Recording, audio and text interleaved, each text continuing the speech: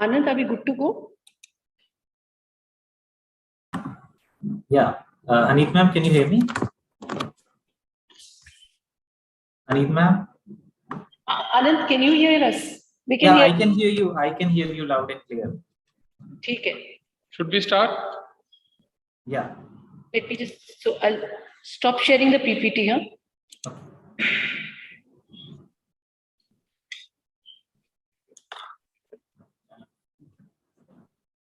Okay. Anand, Good afternoon. Good afternoon, everyone. So on behalf of the Admission Branch, University of Delhi, I welcome you all to the webinar series on undergraduate admissions 2022. The Admission Branch, University of Delhi has taken various initiatives to help prospective students desirous of studying at University of Delhi. This webinar series is one such step in the ladder. This series will last for 5 days and aims to spread awareness about the admission process and to clear the doubt of the candidates. So today on 27 September, we'll talk about explaining UG admissions under Common Seat Allocation System. On 28th of September, we will talk about Undergraduate Curriculum Framework 2022. On September 29th, we'll talk about admissions under extracurricular activities and sports and supernumerary quota. On September 30th, we'll talk about various reservation policies for candidates belonging to SC, ST, OBC, EWS, and PWBD categories.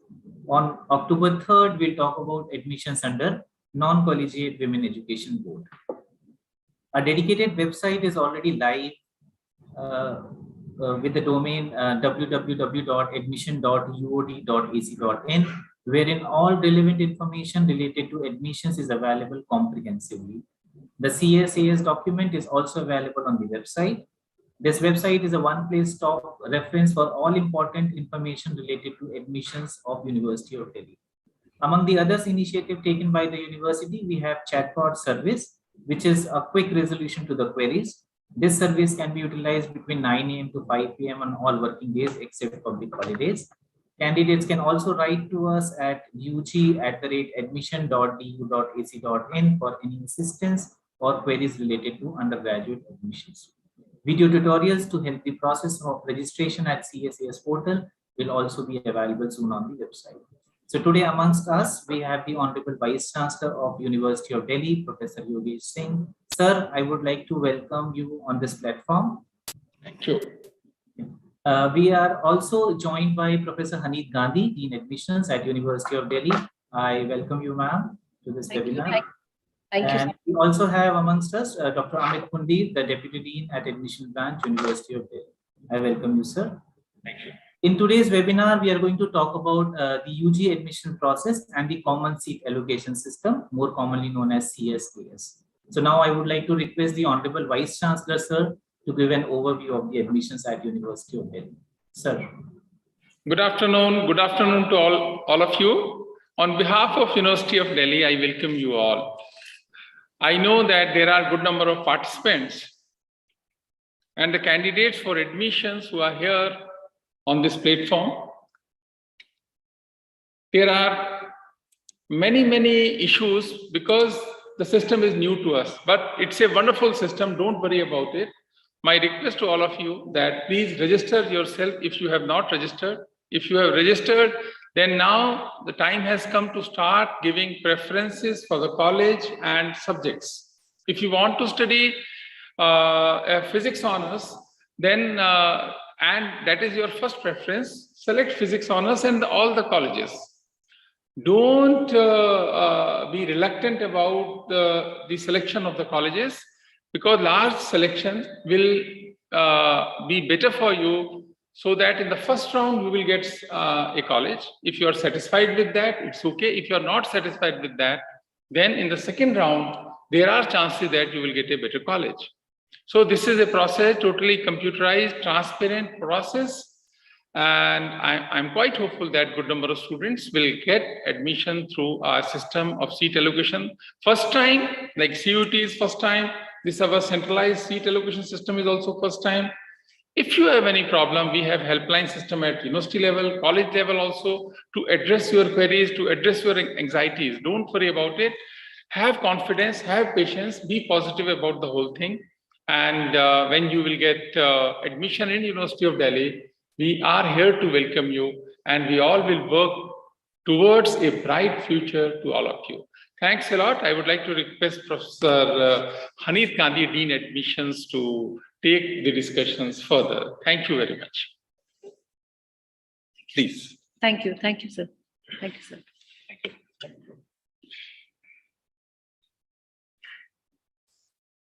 So, Dr. Sonkar, shall we take it ahead? Yeah, sure, ma'am, please. नमस्कार, मैं professor हनीत Gandhi, मेरे साथ Delhi university की admission team जुड़ी हुई है, जिसमें professor Amit पुंदीर sir और मेरी ब्रांच के भी मेंबर्स जुड़े हुए हैं ये वेबिनार करने के लिए आप सबके साथ। इस वेबिनार में जो जैसा कि प्रोफेसर सोनकर ने बताया, इस सीरीज ऑफ वेबिनार में हम आपको यूनिवर्सिटी में एडमिशन में जो डिफरेंट कोर्सेज हैं, इस साल से हम एक तो CUET के माध्यम से हम CSAS में एडमिशन करें यूनिवर्सिटी में, जैसा सर ने भी बताया कि ये बिल्कुल नया सिस्टम है, तो it is natural that there will be anxiety, there are questions in your mind. CSAS का सेकेंड फेज हमने कल लॉन्च किया था 26 सितंबर को, तो without wasting any time, we wanted to talk to you, to explain you the CSAS portal that we have launched now.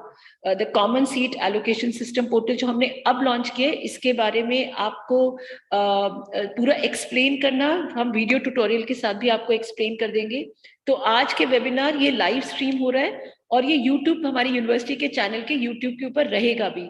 कभी भी doubt हो तो इसे जरूर देख लीजिएगा, पॉज करके देखिए, ध्यान से सुनिए, क्योंकि ये स्टेजेस जो भी हम आपको बताने जा रहे हैं ये आपके एडमिशन से रिलेटेड है। और द पॉइंट इज दैट यहाँ पर कोई बहुत ट्रांसपेरेंट सिस्टम है, कोई भी गलती की गुंजाइश नहीं है। तो फॉर्म भरते हुए भी टाइम लीजिए, ना तो जल्दबाजी करिए और ना ही लास्ट डेट तक का वेट करिए।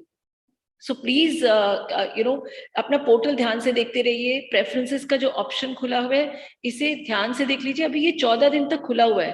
Don't be in a haste कि आपको आज ही प्रेफरेंसेस डालनी है, वो भी एक गलत होता है, और लास्ट डे पे डालने में भी जल्दबाजी होती है और गलतियां होती है। जो आप प्रेफरेंसेस भरेंगे आपका एडमिशन उसी के बेसिस पे होगा।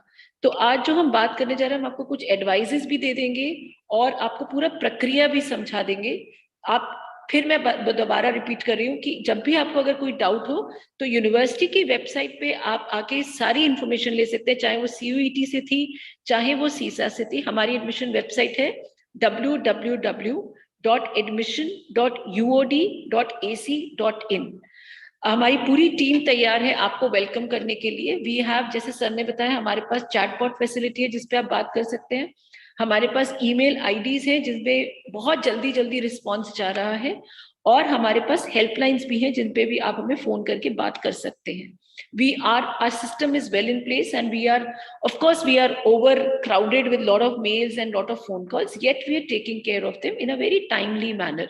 So we'll begin the presentation. I'll begin with my presentation right now, and then we will navigate you through the CSAS portal also.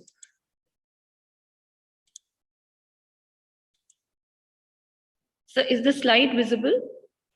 Yes, ma'am, it is visible.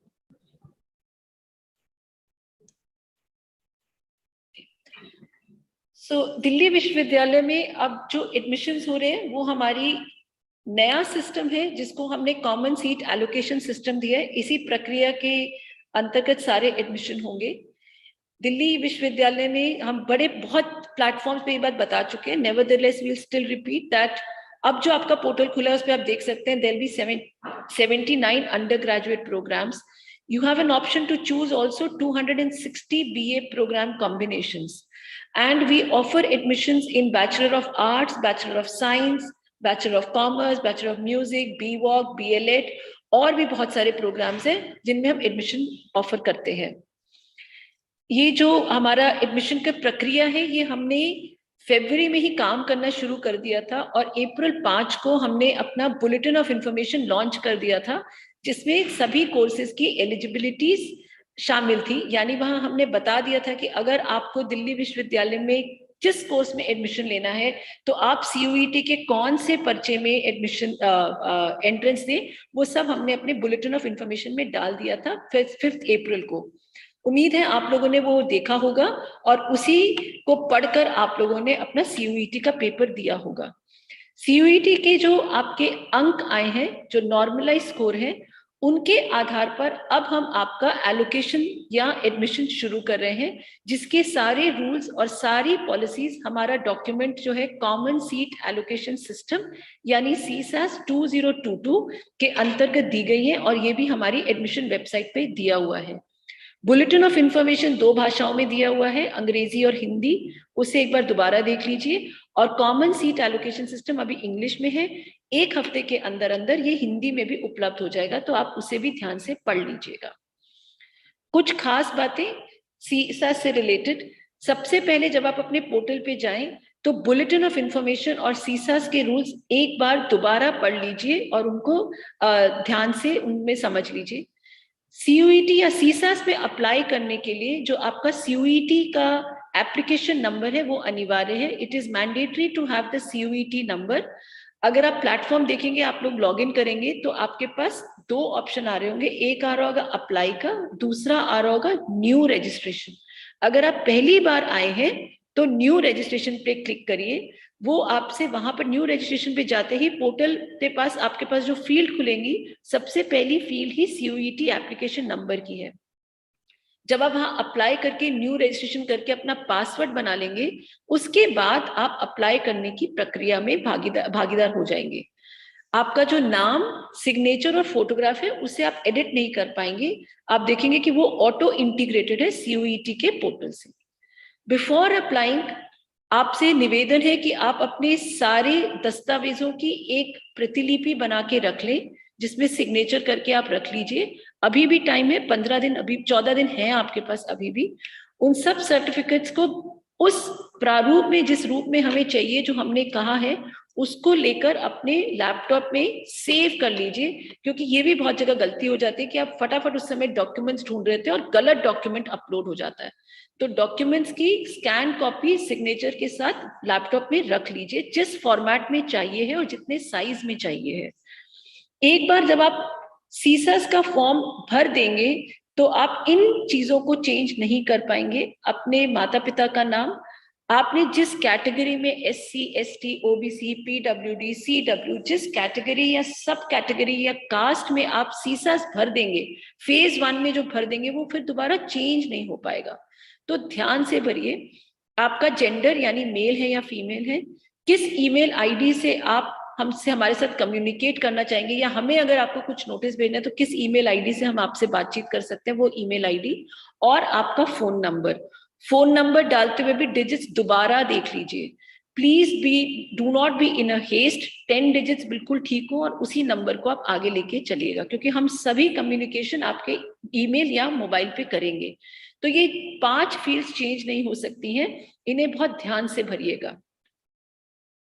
CSAS का जो phase 1 था वो हमने 12 सितंबर को किया था। दूसरा फेज हमने कल ही लॉन्च किया है 26 सितंबर को। तीसरा फेज जो होगा, तीसरा चरण, अभी हम उसकी डेट अभी हमने उसकी शेड्यूल नहीं निकाला है, बहुत जल्द हम उसका शेड्यूल निकाल देंगे। वो प्रक्रिया होगी जब आपको एडमिशन जो मिलेगा, जो आपको सीट एलोकेट होगी, वो मेरिट लिस्ट लिख लेंगी और एडमिशन हम फेज 3 में लेके जाएंगे। तो हम इसे बहुत धीरे धीरे लेके जा रहे हैं ताकि हर स्टेप पे आप आराम से काम कर सके और गलतियां ना करें। जो CSAS की एप्लीकेशन है, जो हमने फेज 1 में अगर आपके प्लेटफॉर्म पे दिख रही है, उसमें आपको ये 6 सब सेक्शंस दिखेंगे। सबसे पहला सेक्शन जो है वो पर्सनल सेक्शन है। यहाँ पर आप अपनी पर्सनल डिटेल्स डालेंगे। जैसा अभी बताया, नेम, फोटोग्राफ और सिग्नेचर आप एडिट नहीं कर पाएंगे। ये जो आपने CUET में डाला था वही होगा। फिर आप एकेडमिक सेक्शन में जाएंगे। यहाँ पर आप अपने कक्षा 12वीं में जो अंक थे उन्हें डालेंगे। क्लास 12 के जो आपने सब्जेक्ट्स जिसमें आपने पास किया, उत्तीर्ण हुए, उनके अंक आप डालेंगे। थ्योरी और प्रैक्टिकल के अलग अलग डालेंगे। कुछ क्वेरीज हमारे पास यहाँ पर आ रही थी कि मैंने प्रैक्टिकल नहीं दिया है। अगर प्रैक्टिकल नहीं दिया उस सब्जेक्ट में, तो प्रैक्टिकल के टोटल मार्क्स और मार्क्स ऑब्टेन दोनों में 0-0 डाल दीजिए। सेशनल्स दिए हैं या इंटरनल दिए हैं तो वो प्रैक्टिकल में डाल दीजिए। मार्क्स डालते समय गलती मत करिए, क्योंकि ये आगे जाके आपकी टाई ब्रेकिंग में इफेक्ट करेगा और इसे आप चेंज नहीं कर पाएंगे। मार्क्स अपडेट का विंडो अभी ओपन है। जिन बच्चों ने फॉर्म भर दिया है और मार्क्स अपडेट करना चाहते हैं वो अभी भी कर सकते हैं। यही सब्जेक्ट्स आपके फेज 2 में भी मैप करते हैं, तो इसलिए सब्जेक्ट्स भी ध्यान से चुनिएगा और ध्यान से इनको लिखिएगा। इसके बाद आप 2 और सेक्शन देखेंगे, एक है ईसीए का और एक है स्पोर्ट्स का सुपर न्यूमररी सीट्स का। ये सुपर न्यूमररी सीट्स हैं जो हमारे दिल्ली यूनिवर्सिटी में एडमिशंस होते हैं। सभी कॉलेजेस में कुछ सीट्स जो हैं सुपर न्यूमररी सीट्स में ईयर मार्क्ड हैं। अगर आप इनमें एलिजिबल हैं, आपके पास if you have the corresponding certificates which have been asked for in EC and sports, and if you would like to avail these supernumerary seats, then you have to click yes, and you can then go forward and fill your details with respect to ECA and sports sections. There are many ECA categories and sports categories which you can opt for. Finally, you will be asked to upload the documents of whatever things that you have chosen. For example, class 10th का certificate, class 12th की marksheet, अगर आपने category में लिया है तो उसका category certificate, अगर आप ECA sports में ले रहे हैं तो जितने आपने certificates उससे related डालने हैं वो, और अगर आप BA ऑनर्स म्यूजिक में लेना चाहते हैं तो उससे रिलेटेड सर्टिफिकेट्स, ये सब सर्टिफिकेट्स आप अपलोड करेंगे। यहाँ पर आपका फोटोग्राफ और सिग्नेचर पहले से ही आपको दिखेगा। बाकी अपलोड करने के बाद फिर आप एक बार प्रीव्यू कर लीजिए अपना फॉर्म, ध्यान से देखिए। Yes sir. Are you sharing your screen, because I can still see only the first slide? Oh my God. Okay. So yes, we are. Let me just. Okay. What I'll do is we'll close the slide sharing and come to the usual form. Is this fine now? No, I can't see anything now. Can you see it now? Yeah. Now it is good. So we will not go to the slide sharing mode. We'll remain here. So this is where we were. And as I was saying, there'll be the last section of preview form. You can see the form. By the way, after every section also, you please go up and see the details that you filled. Personal section भरने के बाद भी उसका एक preview दिखता है, academic section दिखने के बाद भी उसका प्रीव्यू दिखता है, और फाइनल प्रीव्यू भी हम दिखाते हैं जब आपका पूरा फॉर्म भर जाएगा। तो हर सेक्शन को बहुत ध्यान से, कोई जल्दबाजी नहीं, अपने साथ किसी बड़े को बिठाना चाहे, किसी के साथ बैठ के करना चाहे तो करवा लीजिए, और ये बहुत ध्यान से फॉर्म को फिल करिएगा। इसके बाद आप पेमेंट करेंगे। जैसा कि आपको बताया, यहाँ पर आपको कुछ डॉक्यूमेंट्स जो अपलोड करने हैं वो आपके क्लास 10th और 12th के जो क्लास 10th के सर्टिफिकेट और क्लास 12th की मार्कशीट। अगर आप किसी भी कैटेगरी में रिजर्वेशन को क्लेम करें, जैसे SC, ST, OBC, EWS, minority, children of ward, children and women of widows of ward, army personnel, Kashmiri migrant या PWBD, तो आपका सही डॉक्यूमेंट और सही फॉर्मेट में होना बहुत जरूरी है। ये डॉक्यूमेंट्स में जो आपका नाम है वो वही होना चाहिए जो आपके क्लास 12th के सर्टिफिकेट में था और जो आपने CUET में भरा था। तो ये मैच जरूर कर लीजिए कि आपके जो नाम है वो वही है जो आपके अन्य सर्टिफिकेट्स पे भी थे। We will not be able to entertain any undertaking on behalf of incomplete or non-availability of certificates. इस बारे में यूनिवर्सिटी ऑफ दिल्ली ने तकरीबन 1 महीना पहले एक नोटिस निकाल दिया था कि आप अपने सर्टिफिकेट सब तैयार कर लीजिए। उस नोटिस का एक्सटेंशन हमने किया था अभी सितंबर तक, और हम उसको दोबारा एक्सटेंशन करने जा रहे हैं 5 अक्टूबर तक। तो 5 अक्टूबर तक अगर आपके पास अभी भी सर्टिफिकेट्स नहीं बने हैं, प्लीज बनवा लीजिए और अपने करेक्ट सर्टिफिकेट ही अपलोड करिएगा in the prescribed format.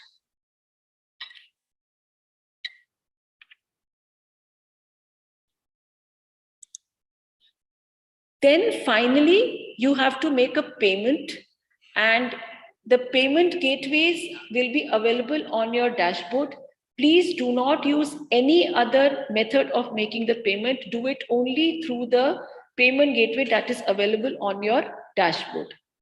Some advices that we would like to give here is that please Before submitting, please be sure that your personal details, caste, gender are correct. Do take utmost care while filling your class 12th marks, as they will be used for tie breaking. Please ensure, we are repeating again and again all these points to emphasize that you have to take care in all these aspects. Please ensure that all the relevant documents are valid and are in the prescribed format. The formats are already given on the website as well as in the CSAS form. We will not be able to take any undertaking, and fill the form well before deadline and do not be in a haste. For UR, OBC and EWS category, we are charging only rupees 250 one-time application fee. This fees would be non-refundable. For SC, ST and PWBD categories, 100 rupees we are taking only for the allocation or CSAS application fee. If you are applying for ECE and sports, then you will have to pay 100 rupees extra for applying to these supernumerary categories. That was phase 1. Now we'll tell you about phase 2, which we have just launched, because this is the most crucial and the most important phase of CSAS. यही से आपके admission का पूरा आधार बनेगा. आप phase 2 का भी आपके डैशबोर्ड, जिन्होंने फेज 1 कंप्लीट कर लिया, फीस दे दी है, वो फेज 2 को अब एलिजिबल होंगे उसमें पार्टिसिपेट करने के लिए. आप अपने लॉगिन करिए अपने डैशबोर्ड पे, वहां पर आपको प्रोग्राम और कॉलेज प्रेफरेंसेस जिसमें आप एडमिशन लेना चाहते हैं वो इस फेज में भरनी है. आप अपनी प्रेफरेंसेस को रीऑर्डर कर सकते हैं डेडलाइन से पहले. अभी हम आपको सारा प्लेटफॉर्म, कैसे आपको प्रेफरेंसेस फिल करनी है और हमने क्या क्या आपके लिए काम किया है, किस किस प्लेटफॉर्म पे हमने अरेंजमेंट किए, वो भी अभी सर आपको बता देंगे. आप अपनी जो भी प्रोग्राम और प्रेफरेंसेस अभी फिल करेंगे वो फाइनल होंगी और उसमें कोई भी एडिटिंग बाद में अलाउड नहीं होगी. तो please be very careful, because in fact we would request that you fill all programs, all preferences, because we also do not know and you also don't know where your relative standing would be. You don't know दूसरा बच्चा क्या preferences भर रहा है और उनके marks क्या होंगे. तो एक भी प्रोग्राम हम 5000 कॉम्बिनेशंस भी आपको ऑफर कर सकते हैं आपकी एलिजिबिलिटी के ऊपर. आप एक भी छोड़िए मत, सभी प्रोग्राम्स और सभी प्रेफरेंसेस को क्रमबद्ध कर लीजिए अपने ऑर्डर में जिस हिसाब से आप एडमिशन लेना चाहेंगे, क्योंकि बाद में कोई भी ऐड या डिलीट करने का अवसर आपको नहीं मिलेगा. मैं सर से रिक्वेस्ट करती हूँ कि आपको फेज 2 के बारे में समझा दें. Thank you.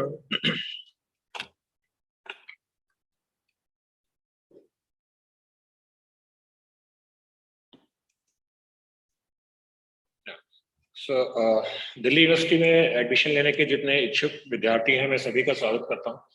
और जैसे मैम ने CS AS प्रोसेस के बारे में काफ़ी डिटेल से बता दिया है, अब हम फेज 2 जो कि कल हमने लॉन्च किया है उसके बारे में थोड़ा डिटेल्स में बात करेंगे. CS ये प्रोग्राम्स और कॉलेज का एक कॉम्बिनेशन है जिसे हम प्रेफरेंस बोल रहे हैं. वो कल से स्टार्ट होगा और 10 तारीख तक, जैसे मैम ने बोला कि वो 10 तारीख तक चलेगा. अब हमारे पास 14 दिन है, तो मैं आपसे 2 बातें कहूँगा कि या इसमें भरने में बहुत जल्दबाजी ना करें और लास्ट डेट का भी इंतजार ना करें. तो आपको बीच में दोनों ही चीज नहीं करनी है, ना तो जल्दबाजी करनी है और ना लास्ट डेट का उसमें, क्योंकि अगर एक बार गलती से कोई गलती हो गई तो फिर उसको 10 तारीख के बाद आपको चेंज करने का मौका नहीं मिलेगा. इस प्रोसेस में आप अपने प्रोग्राम, BA प्रोग्राम के कॉम्बिनेशन सेलेक्ट कर सकते हैं. सेलेक्ट करने के बाद आपको जो प्रोग्राम स्पेसिफिक जो एलिजिबिलिटीज हैं, आपके जो स्कोर हैं, वो आप उसको चेक करने का, वो आपकी स्क्रीन पे अपीयर हो जाएंगे depending upon the papers in which you have appeared in CUET. हर प्रोग्राम के चूंकि एलिजिबिलिटी डिफरेंट है तो स्कोर वेरी कर सकता है, तो आप उसको देख सकते हैं, वेरीफाई करेंगे. उसके बाद आप थर्ड स्टेज पे अपने चॉइसेस, जो भी आपका प्रोग्राम, जो भी आपके कॉलेज की चॉइस है, वो आप भर सकते हैं. उसको आपको जितने भी आप एलिजिबल हैं, आप लगभग सारे प्रेफरेंसेस आप चूज कर सकते हैं. ये लगभग 5000 के आसपास कॉम्बिनेशन है.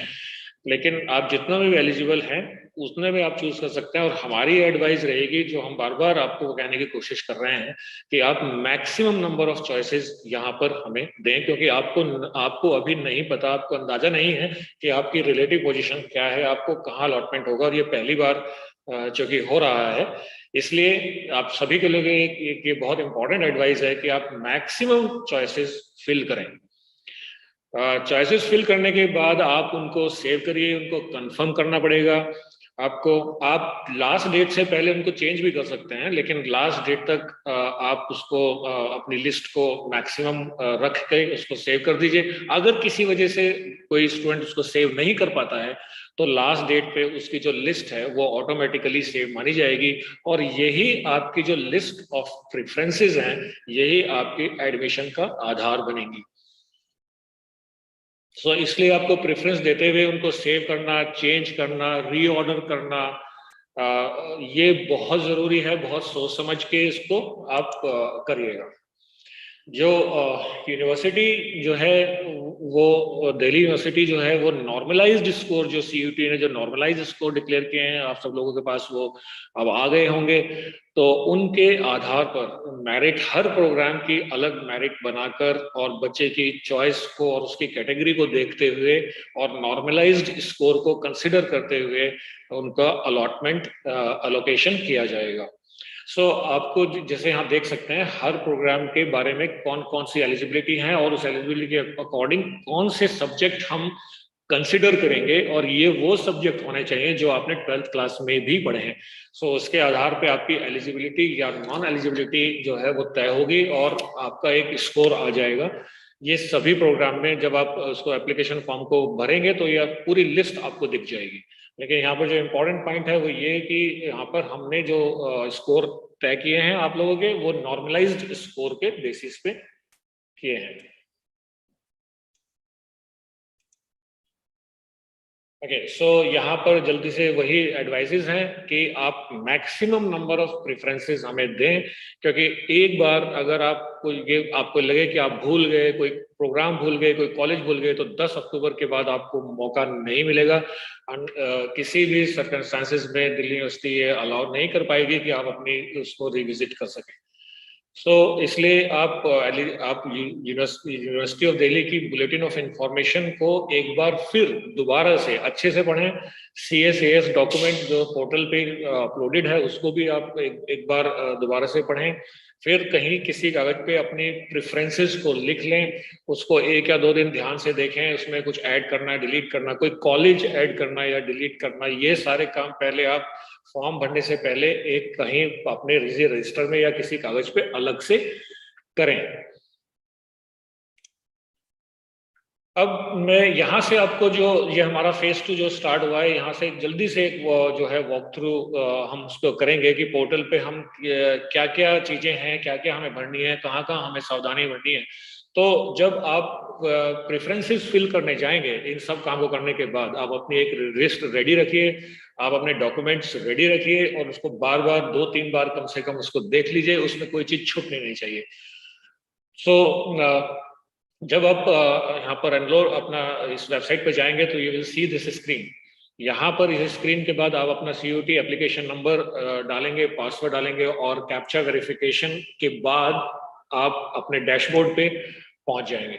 इस डैशबोर्ड पे आप यहाँ पर देखेंगे कि यहाँ पर हमारे 2 फेजेस हैं जो चल रहे हैं। जैसे मैम ने बताया कि 12 सितंबर को फेज 1 स्टार्ट हुआ था, ये सिर्फ रजिस्ट्रेशन का है। इसमें डॉक्यूमेंट्स अपलोड आप कर सकते हैं और अपनी चॉइसेस भी यहाँ पे की जो कैटेगरीज हैं जो वो भर सकते हैं।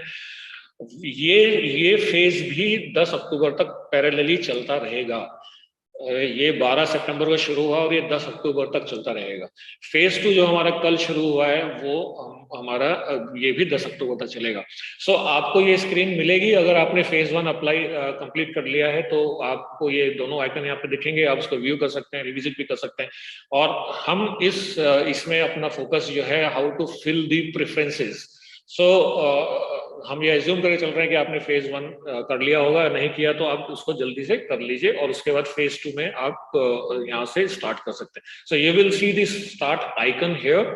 जब आप इसको प्रेस करेंगे, क्लिक करेंगे आइकन को, So you will reach at this screen. यहाँ पर ये जो स्क्रीन है ये 4 सेक्शंस में डिवाइडेड है। यहाँ पर पहला सेक्शन जो है सब्जेक्ट मैपिंग का है। जैसे अगेन मैं आपको ये बात फिर दोहराना चाहता हूँ कि जो CUT में जिन पेपर्स में आप अपीयर हुए हैं उन पेपर्स के आधार पर आपकी एलिजिबिलिटी तय होगी और ये वो पेपर होने चाहिए जो आपने 12th क्लास में पढ़े हैं। सो ये सब्जेक्ट की मैपिंग, CUT के सब्जेक्ट की मैपिंग जो है 12th क्लास के आपके सब्जेक्ट से होनी चाहिए। इसलिए ये एक पहला सेक्शन है। दूसरा सेक्शन है जिसमें यहाँ ये पोर्टल आपको जो आप सब्जेक्ट बताएंगे, जो सब्जेक्ट आपके मैप्ड होंगे, उनके बेसिस पे ये सॉफ्टवेयर आपकी सारे प्रोग्राम्स में आपकी एलिजिबिलिटी डिटरमाइन करेगा और उस प्रोग्राम का स्कोर भी डिस्प्ले करेगा। तो आप और उसके सामने एलिजिबिलिटीज भी लिखी होंगी तो आप उसको वहां पर देखकर वेरीफाई कर सकते हैं, चेक कर सकते हैं कि आपका स्कोर ठीक कैलकुलेट हुआ है। ये एलिजिबिलिटीज तय करने के बाद जिन चीजों में आप एलिजिबल होंगे उन प्रोग्राम्स, वो प्रोग्राम्स आप मल्टीपल प्रोग्राम्स में एलिजिबल हो सकते हैं और ये मल्टीपल प्रोग्राम्स मल्टीपल कॉलेजेस में चल रहे होंगे तो आपके पास बहुत ज्यादा ऑप्शंस अवेलेबल होंगे। सो ये सारे अवेलेबल ऑप्शंस आपको इस सेक्शन में दिख जाएंगे। इस सेक्शन से आप अपने जहां पर आप एडमिशन लेने में इंटरेस्टेड हैं, जिस प्रोग्राम में और कॉलेज में, वो यहाँ से आप सेलेक्ट कर पाएंगे और फिर लास्ट में आप उसको प्रीव्यू कर सकते हैं एक बार और फिर उसको फाइनली सबमिट आप यहाँ पे करेंगे। सो पहले सेक्शन में जैसे आप जाएंगे सब्जेक्ट मैपिंग को क्लिक करेंगे तो आप 12th क्लास के मार्क्स आपने यहाँ पर एंटर करेंगे, जिसमें अभी आपने बताया कि अगर प्रैक्टिकल्स आपने नहीं किए हैं तो इसमें मैक्सिमम और मार्क्स ऑब्टेन्ड दोनों में आप 0-0 कर सकते हैं। लेकिन आपको ये मार्क्स बहुत ध्यान से भरने हैं क्योंकि बहुत बड़ी संख्या में दिल्ली यूनिवर्सिटी में लोग अप्लाई करते हैं और ये संभावना है कि टाई डिफरेंट पोजीशंस पे टाई हो सकती है। तो टाई ब्रेकिंग के लिए रैंक डिटरमाइन करने के लिए ट्राई ब्रेकिंग में हम 12th क्लास के मार्क्स को कंसिडर करेंगे। सो ये आपको बहुत ध्यान से भरने हैं। इस तरीके से आप अपने सब्जेक्ट को मैप कर सकते हैं। सब्जेक्ट मैपिंग से हमारा क्या मतलब है, ये आप यहाँ से समझ सकते हैं कि ये इधर वाला जो कॉलम है ये वो पेपर्स हैं जो आपने CUT में जिनमें आप अपीयर हुए हैं। इस पर्टिकुलर एग्जाम्पल में जैसे English, chemistry, mathematics and physics में एक बच्चे ने CUT एग्जाम दिया है, CUT। ओके, सो यहाँ पर वो अपना फर्स्ट कॉलम में जाएगा, उसको उसके सामने ही ड्रॉप डाउन मेनू दिखाई देगा। उसमें उसके जो उसने ऊपर इसके जस्ट ऊपर उसने अपने जो 12th क्लास के सब्जेक्ट्स और मार्क्स एंटर किए हैं वो पेपर उसको यहाँ पर दिख जाएंगे। अब CUT में उसने अगर इंग्लिश में अपीयर हुआ है तो वो 12th क्लास में उसने जो इंग्लिश कोर्स इसमें दिख रहा है उससे ये मैप होता है तो वो उसको क्लिक कर देगा। इसी तरीके से केमिस्ट्री के लिए जब वो जाएगा तो केमिस्ट्री के सामने ड्रॉप डाउन मेनू से वो उसको केमिस्ट्री के साथ मैप कर देगा। अगर कोई ऐसा पेपर है जैसे कि जनरल टेस्ट, एप्टीट्यूड टेस्ट, सो वो 12th क्लास में चूंकि मैप नहीं होगा तो उसमें एक ऑप्शन आपको दिखेगा not applicable. So general test के सामने आप नॉट एप्लीकेबल चूज कर लेंगे। सो इस तरीके से ये आपके 12th क्लास के जो सब्जेक्ट्स हैं वो हम उन सब्जेक्ट से जिसमें आप CUT में अपीयर हुए मैप हो जाएंगे और जो सब्जेक्ट आपके मैप हो रहे हैं वो ही आपकी एलिजिबिलिटी को डिटरमाइन करने के लिए कंसिडर किए जाएंगे। सो इस पर्टिकुलर एग्जांपल में इंग्लिश कोर के साथ मैप हो गया, केमिस्ट्री के साथ, मैथ्स एंड अप्लाइड मैथ्स जो कि CUT का नोमेनक्लेचर इस तरीके का है तो वो हमारा मैथमेटिक्स के साथ मैप हुआ। Physics and general test is not applicable. So ये बहुत ध्यान से करना है, इसमें कोई गलती नहीं होनी चाहिए। जब आप ये कर लें और आपको ये स्क्रीन दिखने लगे, आप इसको चाहे तो अपडेट भी कर सकते हैं। अगर आपसे लगता है कि कोई गलती है तो यहाँ पर अपडेट मैपिंग का आपको ऑप्शन भी मिलेगा, लेकिन आप इसको ध्यान से कर लें। एक बार इसको ध्यान से करने के बाद you can proceed to the next section and that is your program specific eligibilities. So जब आप इस आइकन को क्लिक करेंगे सो आपको इस तरीके की स्क्रीन दिखाई देगी जिसमें जो CUT के आपका स्कोर है वो आपको यहाँ सामने दिख जाएगा। इसको ये साथ में नॉर्मलाइज्ड स्कोर आप देख पा रहे होंगे, जो कि जिनके बेसिस पे हमने कैलकुलेशन करी है। और उसके जस्ट नीचे आप दिल्ली यूनिवर्सिटी में जितने भी प्रोग्राम्स हैं उसमें सब में आपका जो सबसे पहली चीज तो ये कि आप उसमें अपने प्रोग्राम्स के हिसाब, उसमें सब्जेक्ट्स के हिसाब से उसमें एलिजिबल हैं या नहीं है। नेक्स्ट कॉलम ये है कि अगर आप एलिजिबल हैं तो उस प्रोग्राम का स्कोर आपको दिख जाएगा, और अगर आप एलिजिबल नहीं हैं तो वो रीजन किस वजह से आप एलिजिबल नहीं है वो आपको यहाँ पर दिख जाएगा। सो इसमें ये रीजन है, ये जो बताता है कि आप किस लिए एलिजिबल नहीं है।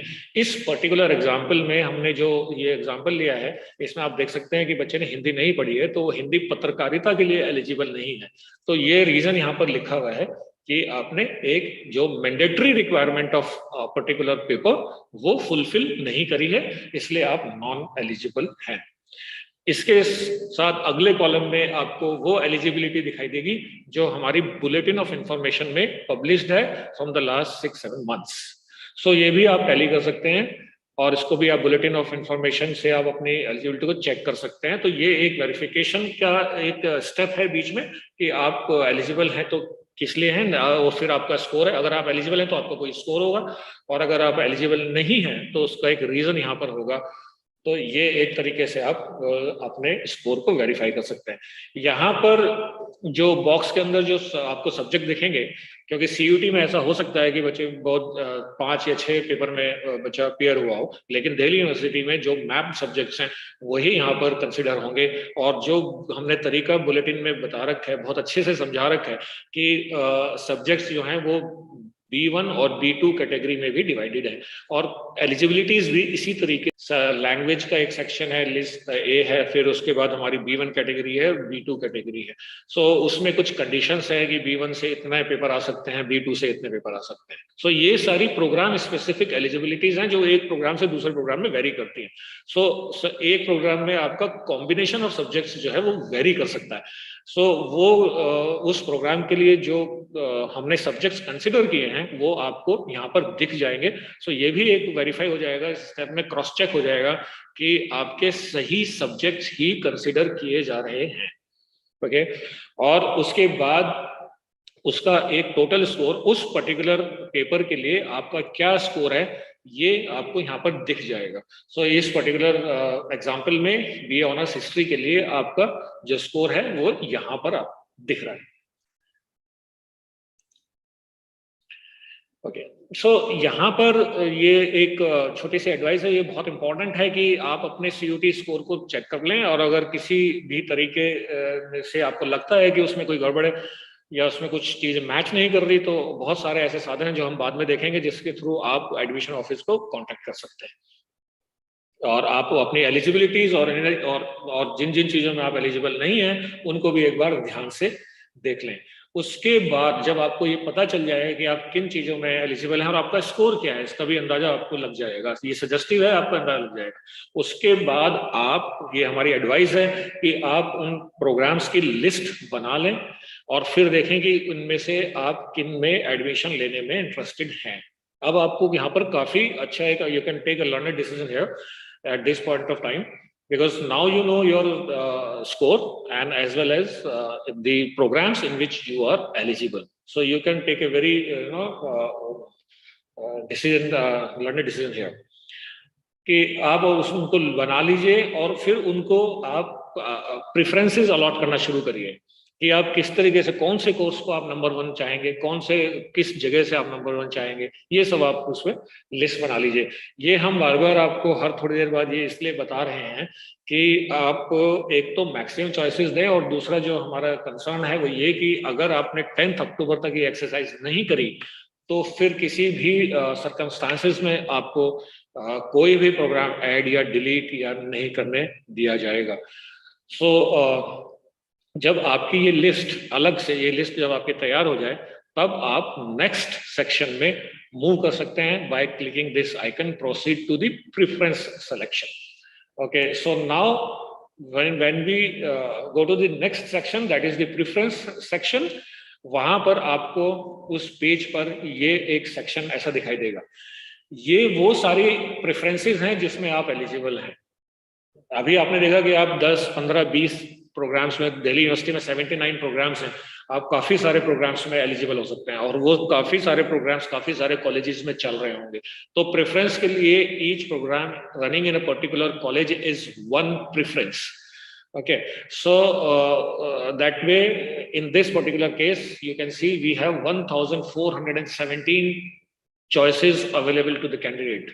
ये हमने, और इससे ज्यादा भी हो सकती हैं, इससे ज्यादा भी हो सकती हैं. सो ये सारी यहाँ पर आपको दिख जाएंगी. अब यहाँ पर एक चीज आती है कि इस एग्जांपल में भी आप देख सकते हैं कि 1417 प्रेफरेंसेस. अब इनको मैनेज करना, 1 पे लाना, 2 पे लाना, मैं किसको ज्यादा रखूं? अगर आप, इसीलिए हमारी सलाह है कि आप अपनी लिस्ट ऑफ प्रेफरेंसेस पहले अलग से बना लें और सिर्फ उन्हीं प्रोग्राम्स पे फोकस करें जिनमें आप इंटरेस्टेड हैं. अब यहाँ पर ये हजारों में से जो हम कैसे इसको सेलेक्ट कर पाएंगे, इसके लिए यूनिवर्सिटी ऑफ दिल्ली ने आपके लिए एक एडवांस फिल्टर का प्रोविजन इसमें है कि एक एडवांस फिल्टर है जिसको यूज करके आप इस प्रोसेस को सिंप्लीफाई कर सकते हैं. And let us see how we can use this filter to make the process much simpler. ये एडवांस फिल्टर है जो कि आपको right top corner of your screen वहां पे दिखेगा. Apply filter, advance filter. यहाँ पर ये फिल्टर वो सारे प्रोग्राम शो करेगा जिसमें आप एलिजिबल पाए गए हैं. वो सारे प्रोग्राम्स यहाँ आपको दिखेंगे और उन प्रोग्राम्स को आप 1 बाय 1 देख सकते हैं. जैसे फॉर एग्जांपल, अगर मुझे देखना है कि मैं बीए ऑनर्स हिस्ट्री या मेरा बीएससी बायोटेक्नोलॉजी, मुझे चेक करना है कि वो कहाँ, किस कॉलेज में है, कितने, तो मैं इसको जैसे ही मैं इनिशियल डालूंगा तो मैं एक programme, 1 programme at a time मैं इसको देख सकता हूँ. और अगर वो मुझे हिस्ट्री पढ़ना है एक, तो जितने भी 10, 20, 25 कॉलेज में वो ऑफर होता है, वो सारी लिस्ट आपको मिल जाएगी. वो सारी लिस्ट आपको यहाँ दिख जाएगी. फिर आप उसमें लिस्ट में आप चूज कर सकते हैं कि मेरी फर्स्ट चॉइस ये है, सेकंड चॉइस ये. सो ये एग्जांपल है कि जैसे ही आप बीए ऑनर्स हिस्ट्री लिखेंगे, आपको हिस्ट्री के सारे कॉलेजेस यहाँ डिस्प्ले हो जाएंगे. और आप इलेक्ट्रॉनिक्स लिखेंगे तो इलेक्ट्रॉनिक्स ऑफर करने वाले सारे कॉलेज यहाँ पर हो जाएंगे.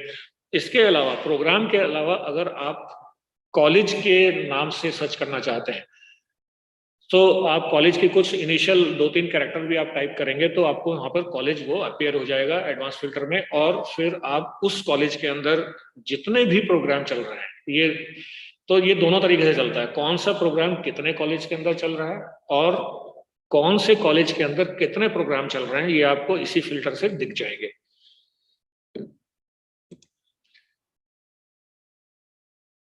राइट. सो अब मैं ये एक यूज केस लेता हूँ कि सपोज मैंने यहाँ पर, मुझे देखना है कि मेरी जो चॉइस है वो बीए ऑनर्स हिस्ट्री है. So the moment I enter the word HIST history, मुझे यहाँ पर नीचे लिस्ट में हिस्ट्री दिख जाएगा. और मैं हिस्ट्री को जैसे ही मैं क्लिक करता हूँ तो जितने भी कॉलेजेस हैं जो उसमें ऑफर कर रहे हैं वो मुझे दिख जाएंगे, कॉलेजेस भी दिख जाएंगे. तो यहाँ पर जो है हम इस तरह से फिल्टर को यूज कर सकते हैं. और दूसरा तरीका जो मैंने बताया था, ये दूसरा तरीका है कि एक कॉलेज में हम सर्च कर सकते हैं. तो अगर मैं यहाँ कॉलेज का नाम डाल दूं तो उस कॉलेज के अंदर जितने भी कोर्सेज हैं वो हमारे यहाँ पर आ जाएंगे. इसके बाद आप जब ये आपको दिख जाएंगे, सपोज इस कॉलेज में मेरे को इकोनॉमिक्स, इंग्लिश और हिस्ट्री, इस तरह से हम आपकी विंडो स्क्रीन इस तरह से दिखाई देगी. अब मुझे सपोज ये चॉइस लेनी है तो मैं जब इसको क्लिक करूंगा बीए ऑनर्स इकोनॉमिक्स, तो मेरे पास 2-3 ऑप्शन होंगे कि इसको मैं अपनी प्रेफरेंस की लिस्ट जो मेरी बन रही है उसमें मैं सबसे ऊपर लिख दूं उसको, क्योंकि इसको मैं टॉप में चाहता हूं. तो मेरी जो लिस्ट है, क्योंकि ये लिस्ट आपकी काफी बड़ी हो सकती है, एक बच्चा 50, 60, 100 तक भी ऑप्शन दे सकता है. तो फिर वो मैनेज ऊपर नीचे करने में आपको आसानी हो, इसके लिए यहाँ पर 3 आइकन्स आपको अवेलेबल है, 3 नेविगेशन आइकन्स आपको अवेलेबल है. आप चाहें तो किसी भी चॉइस को टॉप पे ऐड कर सकते हैं, आप चाहें किसी भी चॉइस को बिल्कुल बॉटम ऑफ द लिस्ट पे भी ऐड कर सकते हैं. और अगर आप चाहें ना टॉप पे ना बीच में, कहीं किसी पर्टिकुलर प्लेस पे अगर आप करना है, सपोज आपने प्रोग्राम चूज करते करते करते आपकी लेट्स से 87 की लिस्ट बन गई. अब आपको लगा कि नहीं, ये मेरी चॉइस छूट गई थी और मुझे ये 17 नंबर पे चाहिए, तो वो आप डायरेक्ट यहाँ से add to the preference number click करेंगे तो ये आपसे पूछेगा कि इसको किस नंबर पे ऐड करना है। आप वहां पर वो नंबर स्पेसिफाई कर दीजिए तो ये प्रेफरेंस आपकी उस पर्टिकुलर प्लेस पे ऐड हो जाएगी। सो इस तरीके से इन आइकन्स की वजह से एक जो बड़ी बड़ी लिस्ट हो सकती है।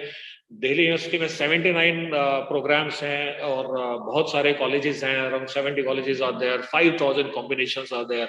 तो इतने सारे कॉम्बिनेशन को मैनेज करने के लिए ये आपके लिए बड़े हेल्पफुल हो सकते हैं। जब आप यहाँ से सेलेक्ट करेंगे इस तरीके से आप मैक्सिमम चॉइसेस आप जो है सेलेक्ट कर लीजिए। जो भी चॉइस आप सेलेक्ट कर रहे हैं, टॉप बॉटम या प्रेफरेंस कहीं पर भी, वो आपको राइट हैंड साइड में इस तरीके से लिस्ट अपीयर होती हुई बनती हुई दिखती रहेगी।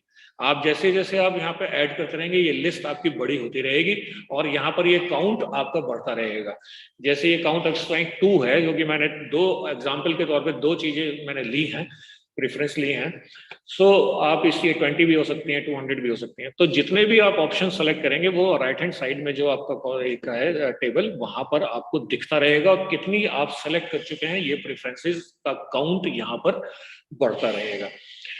अब प्रेफरेंस देने के बाद आप शुरू में आपने सोचा कि पर्टिकुलर कोर्स को मैं फर्स्ट चॉइस रखता हूँ, उसके बाद थोड़ी देर बाद आपको लगा कि नहीं ये तो मुझे फर्स्ट चॉइस नहीं है, तो with in the list navigate करने के लिए विद इन द लिस्ट, वो इससे पहले तो वहां से तो आप सेलेक्ट कर रहे थे और अब आपने जो सेलेक्ट किया है, अब सेलेक्टेड लिस्ट में ऊपर नीचे जाने के लिए भी आपको नेविगेशन के लिए आइकन्स अवेलेबल हैं।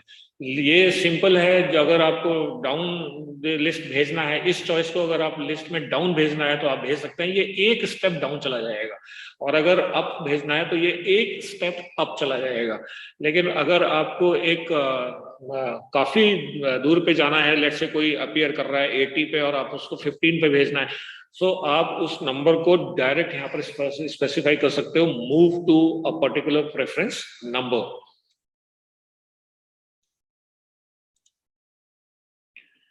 आप रिमूव भी कर सकते हैं किसी को, अगर आपको नहीं चाहिए तो वहां पे रिमूव बटन भी आपको दिखेगा।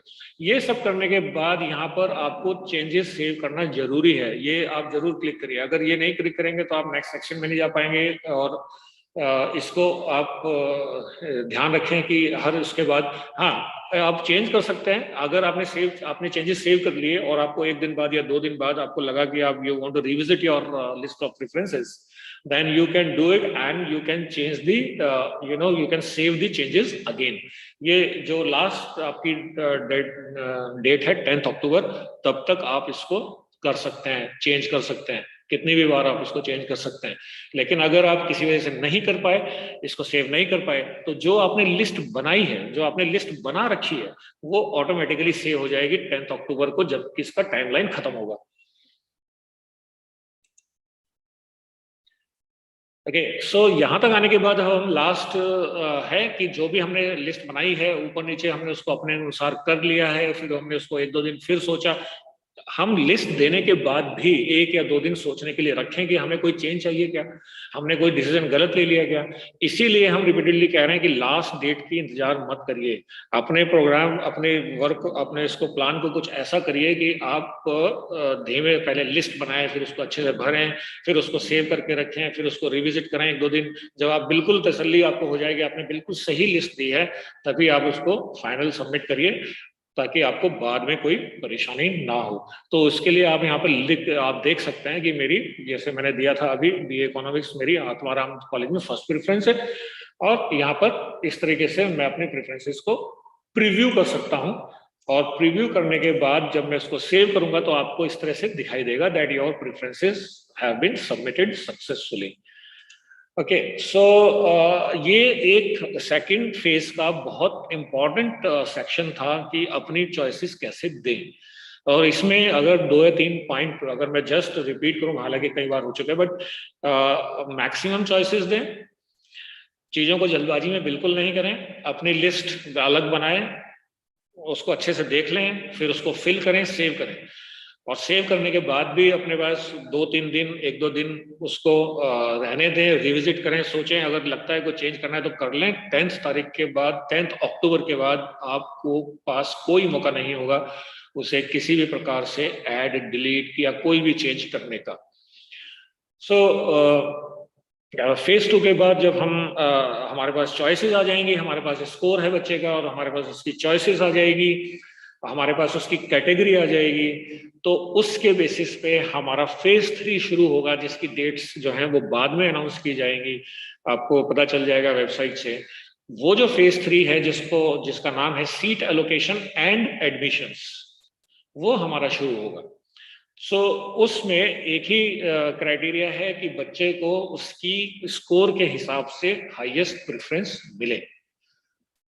सो एलोकेशन का सबसे सिंपल ये एक कॉन्सेप्ट है, फेयरनेस, कि उसको ट्रांसपेरेंसी, फेयरनेस, उसने जो स्कोर है हमारे पास, उसकी जो कैटेगरी है, उस स्कोर के हिसाब से, उसकी कैटेगरी के हिसाब से उसकी रैंक तय हो जाएगी और उस रैंक के हिसाब से उसको उसकी हाईएस्ट प्रेफरेंस अलोकेट हो जाए। ये हमारा एलोकेशन सिस्टम का एक तरीके से फंडामेंटल कॉन्सेप्ट है, मूल मंत्र है। एंड ऑब्वियसली सीट्स अवेलेबल होनी चाहिए, अगर सीट्स ही अवेलेबल नहीं है तो ऑब्वियसली एडमिशन एलोकेशन नहीं हो पाएगा। सो ये हमारा एलोकेशन का क्राइटेरिया है, इसके बेसिस पे हमारा एडमिशन स्टार्ट होगा फेज 3 में। एलोकेशन जब होगा, अभी जैसे मैंने अभी बताया, आपका स्कोर और आपकी कैटेगरी रैंक, उसके आधार पे आपको सीट एलोकेट हो जाएगी और ये आपकी हम कोशिश करेंगे कि आपकी हाईएस्ट, कोशिश नहीं, आपके रैंक के हिसाब से आपको अपनी जो भी हाईएस्ट मिल रही होगी वो आपको एलोकेट हो जाएगी। सीट एलोकेट होने के बाद स्टूडेंट जो है उसको वो एलोकेशन एक्सेप्ट करना पड़ेगा with in the given time. ये बहुत इंपॉर्टेंट है। अगर आपने एक्सेप्ट ही नहीं किया एलोकेशन और आप इनएक्टिव रहे उन 2-3 दिन में, तो ये मान लिया जाएगा कि आप उस सीट के लिए इंटरेस्टेड नहीं है। सो स्टूडेंट को वो एक्सेप्ट का आइकन करना ही पड़ेगा, तभी वो दिल्ली यूनिवर्सिटी के CSAS प्रोसेस में रहेगा, अदरवाइज उसको प्रोसेस से ही बाहर मान लिया जाएगा। सो ये एक इम्पॉर्टेंट पॉइंट है जो आप याद रखें कि अगर सीट एलोकेट होती है तो आप ये नहीं कहेंगे कि मैं इस सीट से मेरे को ठीक नहीं लग रहा तो मैं बाद में ले लूंगा। नहीं, अगर आपको जो ऑफर हुआ है वो आपने अगर एक्सेप्ट नहीं किया तो ये मान लिया जाएगा कि आप दिल्ली यूनिवर्सिटी में एडमिशन लेने में इंटरेस्टेड नहीं है।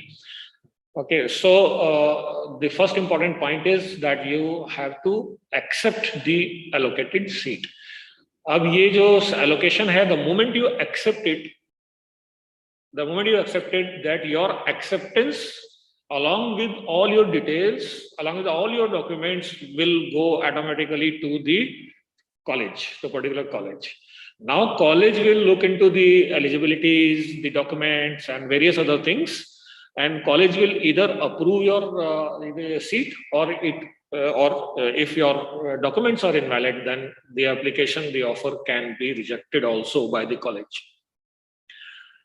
If approved, अगर आपने accept किया और approve हो गया, then you have to pay the fees again within the stipulated time.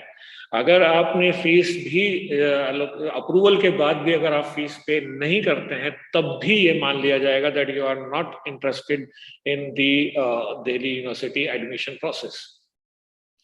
सो अगर आप एक्सेप्ट नहीं करते हैं या फिर फी नहीं पे करते हैं तो आप CSAS प्रोसेस से बाहर मान लिए जाएंगे और ये आपका काफी नुकसान होगा। इसलिए इस चीजों को आप देखकर सावधान रहें, डेडलाइंस को बहुत ध्यान से देखें, टाइमलाइंस को बहुत ध्यान से देखें और इस प्रोसेस को फॉलो करें।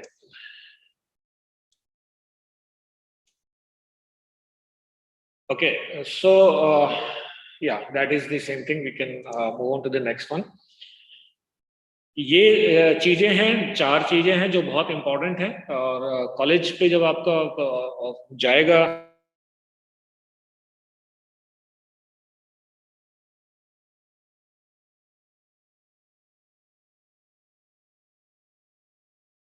that is the minimum eligibility from a single board, then programme specific eligibility check की जाएगी कॉलेज द्वारा। उसके बाद आपने सब्जेक्ट 12th क्लास के CUT के साथ ठीक मैप किए हैं या नहीं किए हैं, अगर आपने गलत मैप कर दिए और वो गलत ही कंसिडर हो गए स्कोर डिटरमाइन करने के लिए, तो ये कॉलेज चेक करके आपका केस रिजेक्ट भी कर सकता है।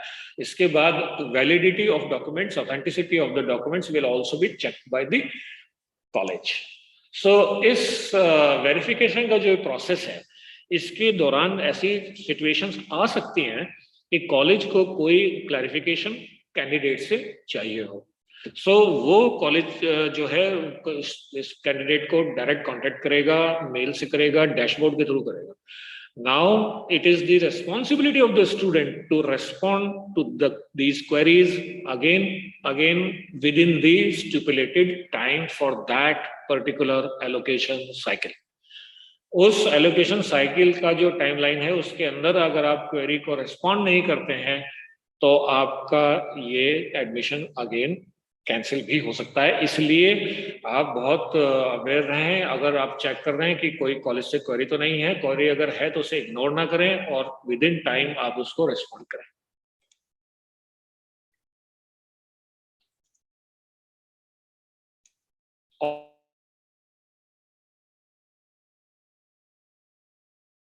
That can become your reason for rejection.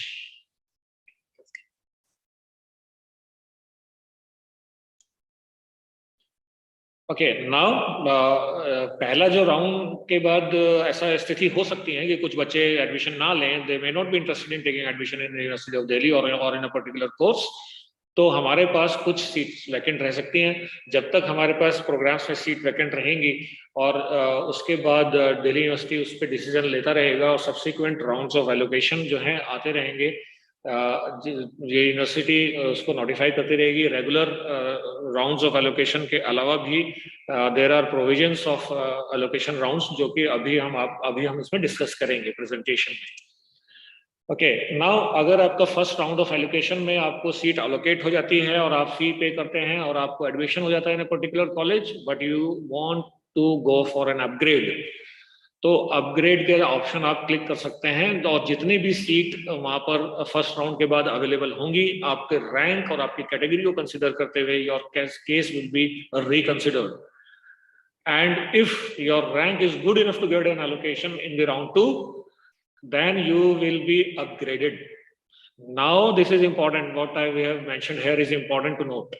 If you are upgraded because you opted for it and you were allocated a seat, then you will have to accept the upgraded seat and your earlier admission will stand, automatically cancelled. This is very, very, very important to note. अगर आप upgrade के लिए जाते हैं और आपको upgrade हो जाता है आपकी रैंक को देखते हुए, तो जो अपग्रेड किया हुआ एलोकेशन है, अपग्रेडेड एलोकेशन है, वही आपको एक्सेप्ट करना होगा और आपका पुराना एडमिशन कैंसिल हो जाएगा। और अगर आप अपग्रेडेड सीट को भी अगर आप एक्सेप्ट नहीं करते या फिर फीस नहीं देते, तो भी आप CSCS सिस्टम से आप बाहर हो जाएंगे। सो ये एक बहुत इंपॉर्टेंट पॉइंट है जिसके लिए आप ध्यान से रखिएगा कि अगर आपको कोई एलोकेशन होता है तो वो एक्सेप्ट जरूर करना है। एक्सेप्ट करने के बाद आप अपग्रेड चूज कर सकते हैं। अब अपने जब तक आपको लगता है कि आपको सीट अवेलेबल है और आप अपग्रेड चाहते हैं, आप कर सकते हैं। लेकिन अगर अपग्रेड आपको मिल जाता है, आपकी हायर प्रेफरेंस मिल जाती है अगर, तो फिर आप वहां से अपनी लोअर प्रेफरेंस पे यानी कि पहले एडमिशन पे नहीं जा सकते। तो ये एक हमारा बेसिस है एलोकेशन का कि highest preference will be allocated. Okay, so I would request all of you to note this because this is a very important point in the allocation system. Now ऐसा भी हो सकता है कि कुछ बच्चे जिनको कहीं किसी प्रोग्राम और कॉलेज में एडमिशन मिला and they are very satisfied with their this thing admission, they are satisfied, they are okay with the program, they are okay with the college, and अब उन्हें लगता है कि नहीं ये कॉलेज ठीक है, हालांकि उन्होंने उससे ऊपर भी प्रेफरेंसेस दी भी हो सकती हैं, but the candidate, the student is now happy, is okay with the current allotment. In that case वो फ्रीज ऑप्शन चूज कर सकता है that I am okay with this admission, और मुझे अपग्रेड के लिए कंसिडर नहीं करो। तो ये भी एक ऑप्शन बच्चे को मिलेगा। तो 2 फ्रीज एंड अपग्रेड का ऑप्शन बच्चे के पास होगा। एक यहाँ पर प्रोविजन है जो जिसके बारे में यूनिवर्सिटी बाद में अनाउंस करेंगे इसकी डिटेल्स, जब इसकी जरूरत महसूस होगी तो ये किया जाएगा। ऐसा हो सकता है कि कुछ बच्चे हमारा रजिस्ट्रेशन का जो प्रोसेस चल रहा है उसमें किसी वजह से, किसी जेन्युइन रीजंस की वजह से अप्लाई नहीं कर पाए हों या कुछ और रीजन रहा हो, तो उसके लिए हम इसको अभी इसको हम सोच रहे हैं कि कब कैसे इसको हम करें। But there will be a provision, very soon will come out with details and the notice schedule about it, but there will be a provision of mid entries. Now जो रेगुलर एलोकेशन राउंड है हमारे जितने भी होंगे वो उसका schedule अभी कुछ ही दिन में आपको मिल जाएगा। उस रेगुलर एलोकेशन राउंड्स के बाद भी अगर कुछ सीट्स बचती हैं, अगर उसके बाद भी कुछ सीट खाली रह जाती हैं कुछ कॉलेजेस में, देन यूनिवर्सिटी में कम out with spot rounds. Again इसका शेड्यूल सब बाद में होगा, अगर इसकी जरूरत होगी तो ये होगा और इसका शेड्यूल भी नोटिफाई किया जाएगा। स्पॉट राउंड में हम एक ही प्रोग्राम में अगर हमें दिख जाएगा कि ये प्रोग्राम हमें चाहिए, इस कॉलेज में अवेलेबल है, ये सीट मैट्रिक्स बच्चे को दिख जाएगी, तो अगर ये वो उसको दिखती है और वो उसमें किसी पर्टिकुलर प्रोग्राम में वो एडमिशन लेना चाहता है तो ये प्रोविजन उसको स्पॉट राउंड के थ्रू मिलेगा। लेकिन बेसिस ऑफ अलोकेशन यहाँ पर भी वही रहेगा, आपकी जो मेरिट जो रैंक है वो डिसाइडिंग फैक्टर होगी एंड अवेलेबिलिटी ऑफ सीट्स अगर वहाँ पर है तो आपको स्पॉट राउंड में भी एडमिशन अपना चेंज करने का मौका मिलेगा। एक चीज मैं यहाँ ऐड कर दूं स्पॉट राउंड में अगर आपको एडमिशन मिला हुआ है तो वो बच्चे पार्टिसिपेट नहीं कर पाएंगे। जिन बच्चों का एडमिशन पहले हुआ था they will not be eligible to participate in the spot round. Only fresh candidates will be allowed to participate in the spot round. We will work out the guidelines further. अभी हम बहुत धीरे-धीरे जा रहे हैं, जब मौका मिलेगा, जब टाइम होगा तो हम इसकी भी सारी गाइडलाइंस आपके साथ शेयर कर लेंगे। थैंक्स। सो जैसा कि मैंने कहा ना कि अभी हम इसके बारे में अगर इसकी जरूरत होगी तो इसके बारे में पूरा डिटेल नोटिस आपको मिल जाएगा। बट ये अभी मेजर पॉइंट्स यही हैं जो अभी मैम ने बताया कि जिनका एडमिशन हुआ है वो उसमें पार्टिसिपेट नहीं कर सकते। सीट कहाँ पर कितनी अवेलेबल है ये डिस्प्ले कर दी जाएंगी और ये आप एक ही प्रोग्राम में आप अप्लाई कर पाएंगे। नाउ जैसे कि दिल्ली यूनिवर्सिटी में जो एडमिशन्स हैं वो एक्स्ट्रा करिकुलर सुपरन्यूमरी कोटा भी होता है, तो उसके जो रूल्स हैं वो ये रहेंगे कि ईसीए जैसे ईसीए कैटेगरी की अगर हम बात करें तो 14 कैटेगरीज में हमने डिवाइड किया हुआ है ईसीए सेक्शन को, और इसमें से 14 में से 3 कैटेगरीज में स्टूडेंट जो है वो अप्लाई कर सकते हैं। और जिन कैटेगरी के लिए वो अप्लाई करेंगे उसमें वो अपने 5 बेस्ट सर्टिफिकेट्स 1 अप्रैल 2017 से लेके 30 जून 2022 तक के बीच के अपने 5 बेस्ट सर्टिफिकेट्स वो अपलोड करेंगे। ओके, इन 5 में से यूनिवर्सिटी जो है उनमें से जो एक स्कोर उनको स्कोर करेगी और जो marks this candidate will be marked on the basis of 3 best certificates. तो आप अपने हिसाब से अपनी तरफ से जो आपको 5 बेस्ट लगते हैं, लेकिन वो टाइमलाइन आप ध्यान से देख लीजिए, जो ड्यूरेशन है वो ध्यान से देख लीजिए, वो उसी के बीच के होने चाहिए, अदरवाइज वो इनवैलिड माने जाएंगे। अब इस स्कोर के बेसिस पे जो है हमारा एलोकेशन कैसे होगा। सो अब हमारे पास 2 स्कोर हो गए, एक हमारे पास सीयूटी का स्कोर है और एक हमारे पास ये जो मैंने अभी डिस्क्राइब किया, यहाँ से हमें एक स्कोर मिलेगा। सो सीयूटी के स्कोर को 25% वेटेज देते हुए 25% of the highest programme specific CUET percentage score 25% और जो आपका ईसीए स्कोर है उसको 75% वेटेज देते हुए दोनों को ऐड करके आपका कंबाइंड ईसीए मेरिट बनेगा, जिसको सीईएम बोला जा रहा है। ओके, ये सीईएम मिलेगा। तो ये जो सीईएम आपका बनेगा ये आपका अलोकेशन का आधार बनेगा। Now, this is another condition to be considered in an ECA category. The candidate must score a minimum of 30 marks out of 75 ECA score. So this will be the basis of the allocation in the ECA category. Now, similarly for sports, the sports are divided into 27 categories for women and 26 for men. और जैसे इसी sports में combined sport merit बनेगी CSM, और ये बनेगी जो हमारा CUT स्कोर है, उसमें जो हमारा हाईएस्ट बच्चे ने जितने भी अप्लाई किया है उसका जो हाईएस्ट प्रोग्राम स्पेसिफिक स्कोर बन रहा है उसका 25% कंसिडर करते हुए 25% जो है उसके जो सर्टिफिकेट्स वो सबमिट करेगा उसका 25% स्कोर कंसिडर करते हुए, और 50% जो है जो ट्रायल्स होंगे उसमें जो उसका स्कोर आएगा वो कंसिडर करते हुए हमारा एक स्कोर बनेगा जिसको हम कंबाइंड स्पोर्ट्स स्कोर बोल रहे हैं। There are other minor conditions also, लेकिन यहाँ पर भी टाइमलाइन जो टाइम पीरियड है जो सर्टिफिकेट्स की वैलिडिटी जो तय करेगा वो यही है 1 April 2017 to 30 June 22। Now there are in ACA और स्पोर्ट्स के अलावा भी देर आर अदर कैटेगरीज जिसका एडमिशन होता है, सुपर न्यूमररी एडमिशन है over and above the sanction sheets. Then that is the persons with benchmark disability. Then there are children, widows of personnel of army, CW, Kashmiri migrants, and these are the categories जो कि super numerary जो seat allocation में जाएंगे। Okay, सो इस तरीके से हमने लगभग सारी कैटेगरीज और उनके रूल्स डिस्कस किए हैं। अब बस हम आपको ये बताना चाहते हैं कि ये इतना बड़ा और ये काफ़ी बाकी सारे प्रोग्राम्स और इतने सारे कॉलेजेस का एक और ये पहली बार हो रहा है, तो कुछ इनिशिएटिव्स लिए हैं जिस मास अवेयरनेस के या बच्चों को इन्फॉर्म करने के जिससे कि आपको कोई असुविधा ना हो, इसलिए हमने कुछ इनिशिएटिव्स लिए हैं। और इसमें हम वीडियोस बना के अपनी वेबसाइट पे रेगुलरली अपडेट करते रहेंगे। आप वहाँ पे विजिट करते रहिए। ये वेबसाइट का आपको लिंक, आप URL देख सकते हैं। इन्फोग्राफिक्स आते रहेंगे, जैसे वेबिनार आज हुआ है ऐसे और भी पूरा शेड्यूल वहाँ पर डिस्प्लेड है। हमारी हेल्प डेस्क हैं जो काम कर रही हैं, चैटबॉट्स हैं, फोन लाइन्स हैं जो हमारी काम कर रही हैं, तो आपको किसी भी प्रकार की असुविधा नहीं होगी। ये हमारे हेल्पलाइन नंबर्स हैं, 10 लाइन हमारी हैं जो आप यूज़ कर सकते हैं, किसी भी क्वेरी के लिए यूज़ कर सकते हैं।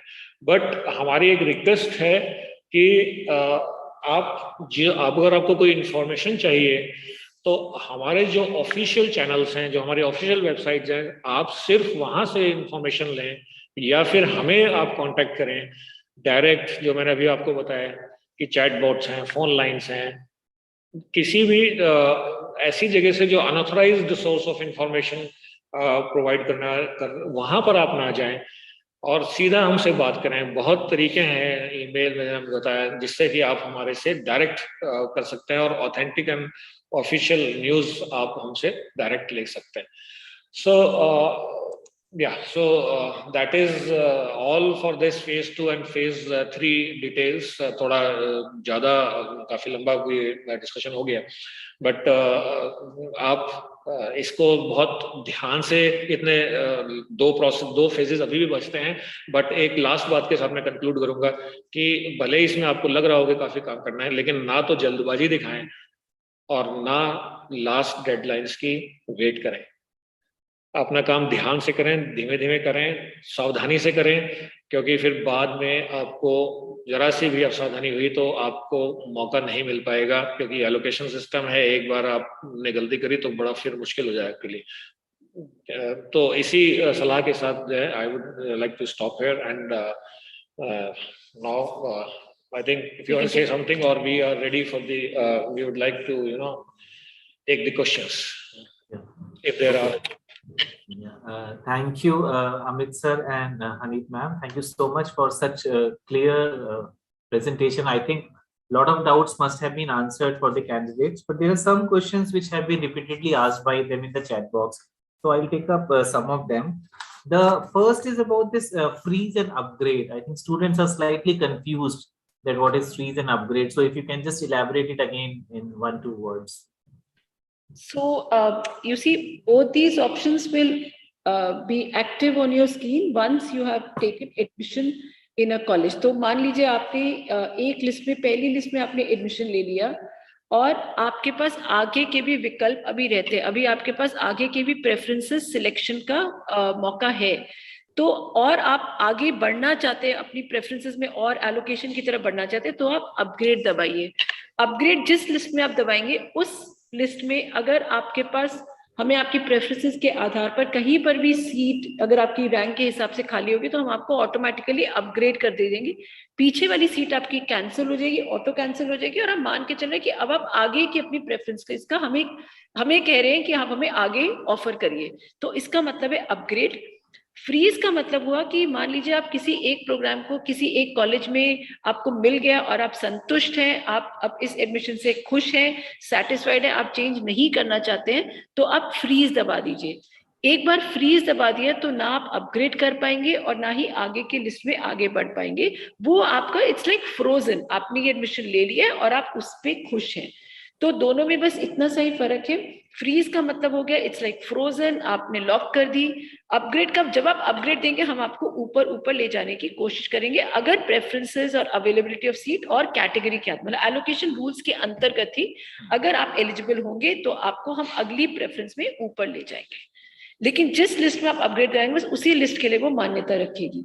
एक चीज मैं आप सर के साथ और जोड़ दूं जो बताई है कि जब हमारी ये प्रक्रिया खत्म हो जाएगी, सारी प्रेफरेंसेस का फेज 2 खत्म हो जाएगा, लिस्ट निकालने से पहले हम एक सिमुलेटेड लिस्ट भी निकालेंगे। ये सिमुलेटेड लिस्ट में उस समय जो बच्चों ने प्रेफरेंसेस दिए होंगे उनके जो अंक होंगे उसके आधार पर इट्स लाइक आप देख लीजिए कि आपका कहाँ आपको सीट मिलने की पॉसिबिलिटीज हैं। ये सिमुलेटेड लिस्ट निकालने के बाद फिर हम आपको एक बार और मौका देंगे कि आप अपनी प्रेफरेंसेस चेंज करना चाहिए तो फिर एक विंडो हम खोलेंगे कि आप प्रेफरेंसेस चेंज कर सकते हैं। उसके बाद प्रेफरेंसेस चेंज करने का ऑप्शन नहीं होगा, फिर हम अपनी एडमिशन लिस्ट के ऊपर मेरिट लिस्ट के ऊपर बढ़ जाएंगे। तो एक सिमुलेटेड लिस्ट का भी हमने एक प्रावधान रखा है जो कुछ टाइम के बाद बिल्कुल एलोकेशन से 1-2 दिन पहले हम लेकर आएंगे और फिर एक विंडो खोलेंगे प्रेफरेंसेस दोबारा रीऑर्डर करने का, फिर हम अपनी एडमिशन के ऊपर निकल पड़ेंगे। Yeah, thank you so much. I think it has been explained very well in detail. So there's another question, where people are asking that how many preferences they can give. Like, is there some minimum number of preference also which they have to give? No, there is no limit actually, or hum even we would like that the candidate should give maximum possible preferences. क्योंकि again and again we are saying कि आपको नहीं पता कि आपकी relative position क्या है in a particular program, और क्योंकि ये CSAS पहली बार हो रहा है दिल्ली यूनिवर्सिटी में, तो आपको कोई पुराना रिकॉर्ड नहीं मिल सकता कि इस प्रोग्राम में इस कॉलेज में इस स्कोर के साथ आप यू स्टैंड अ चांस। इसलिए ये सब नहीं सोचो, आप जहां एलिजिबल हो, जितने कॉलेजेस में आप एलिजिबल वो प्रोग्राम चलता है, आप मैक्सिमम चॉइस दीजिए। मैंने अपने एग्जाम्पल में भी ये शो किया था, जो मैंने अभी प्रेजेंटेशन में दिया था, कि उसमें बच्चे को 1400 से ज्यादा ऑप्शंस अवेलेबल हो रहे थे।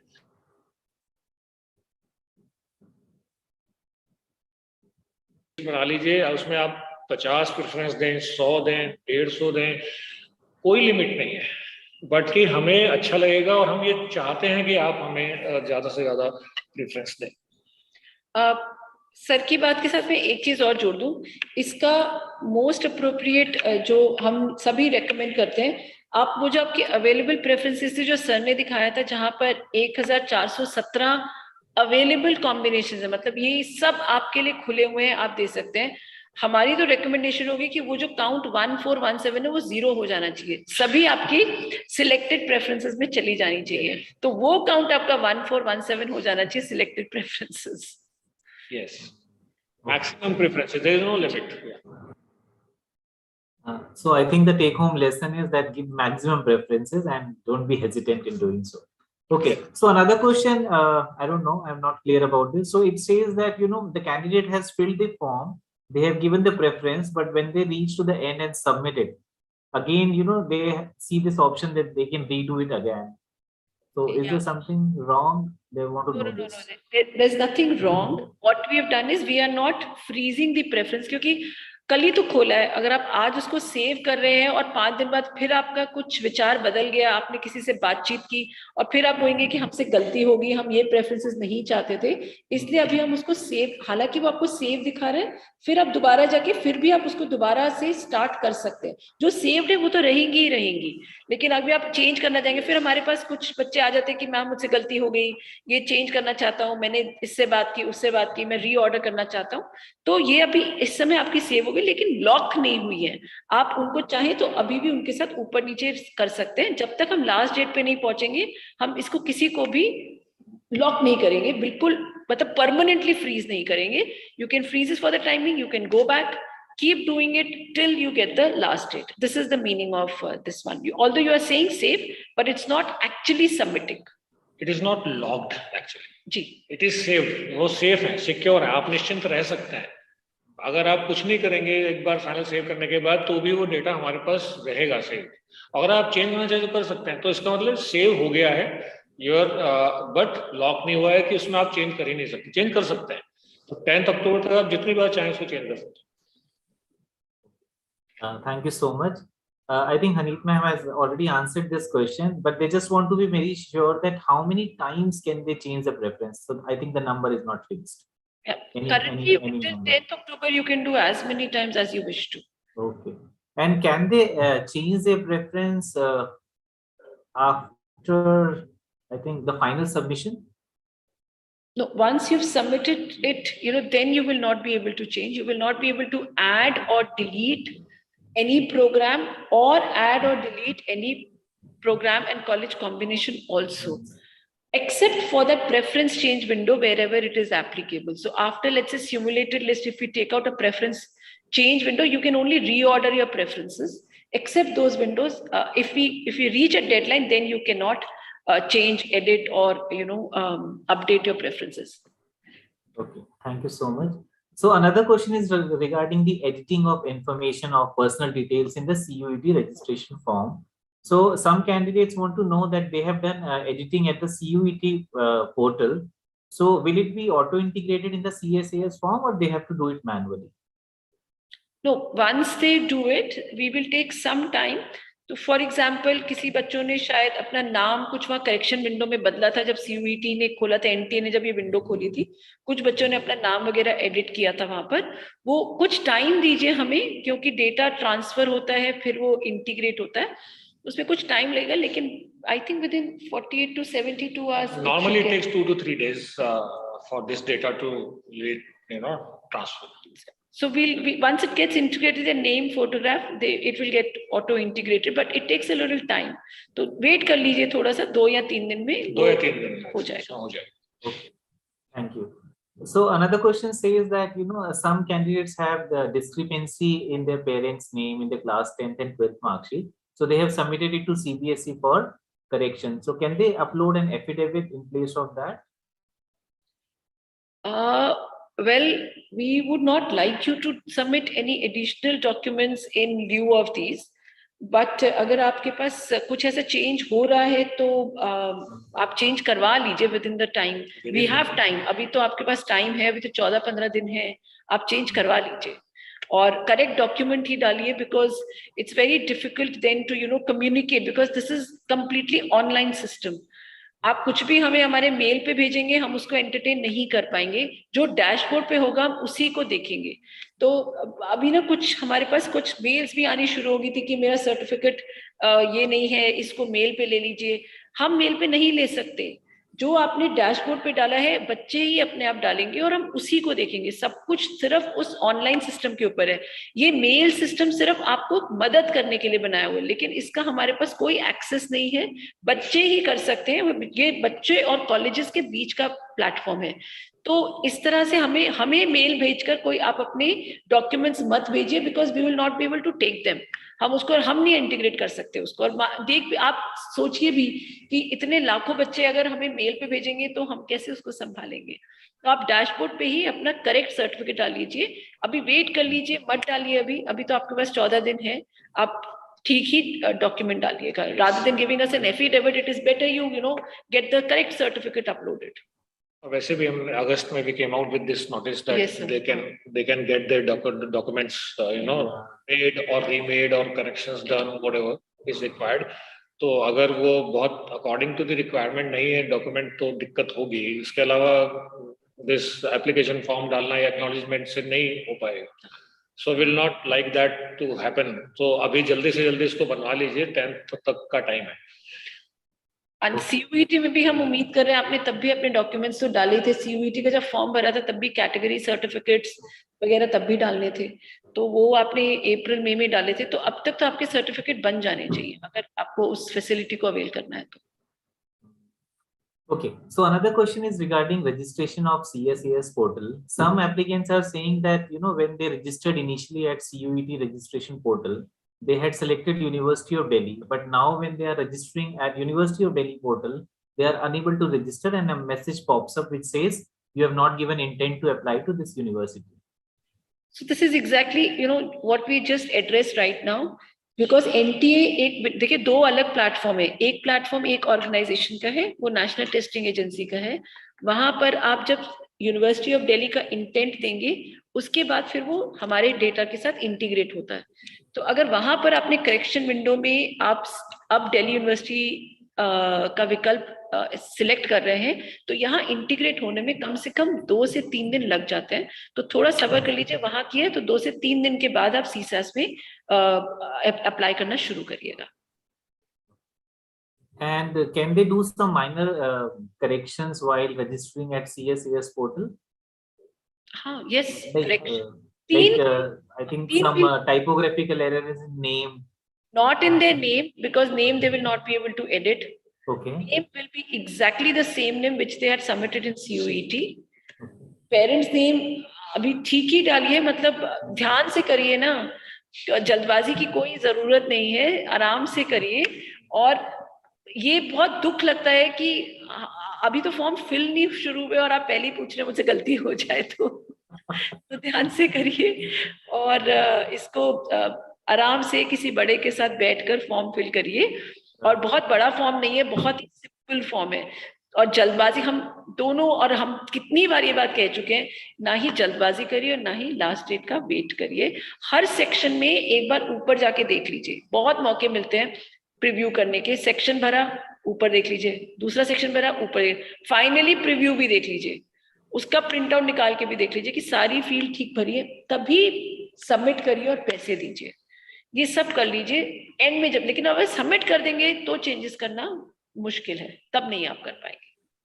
Okay, so I think there is this very common query regarding the change of category, that at CUET registration they had some category which now they would like to change. I think most of them is from like unreserved category to some reserved category. Is that allowed? Okay, so yes, it doesn't matter to us right now, except PWBD categories, because they would have availed certain facilities in this CUET form. For example, they would have taken a scribe or extra time. They will not be allowed to change their category. But however, if you wish to, apply in a separate category in CSAS, you can. But now this is a rule. Once you have selected a category in CSAS, submitted the fees, then it will not be changed. I repeat, then the CSAS category will not be changed. Now don't come back to us and say that, map it to CUET. तो वो नहीं होगा. CSAS में जो आपने भर दी वो Delhi university उसी कैटेगरी को फाइनल लेके चलेगी. Okay, thank you.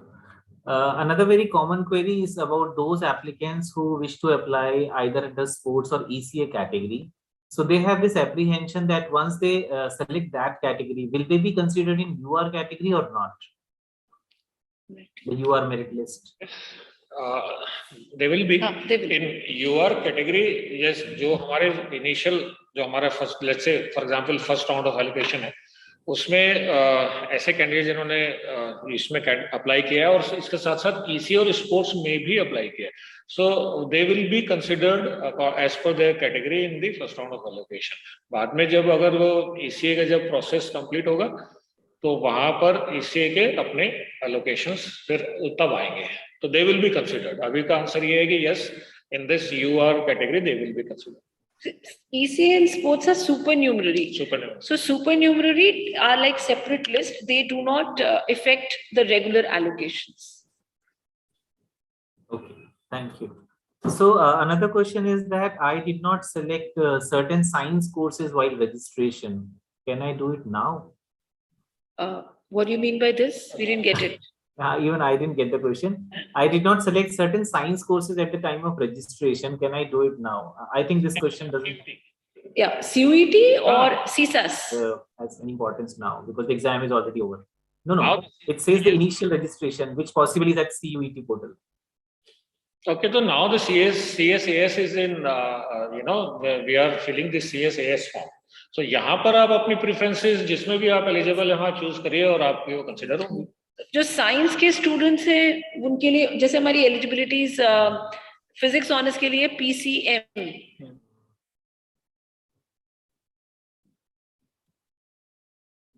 PCM के कॉम्बिनेशन से यहाँ पर एलिजिबल होंगे.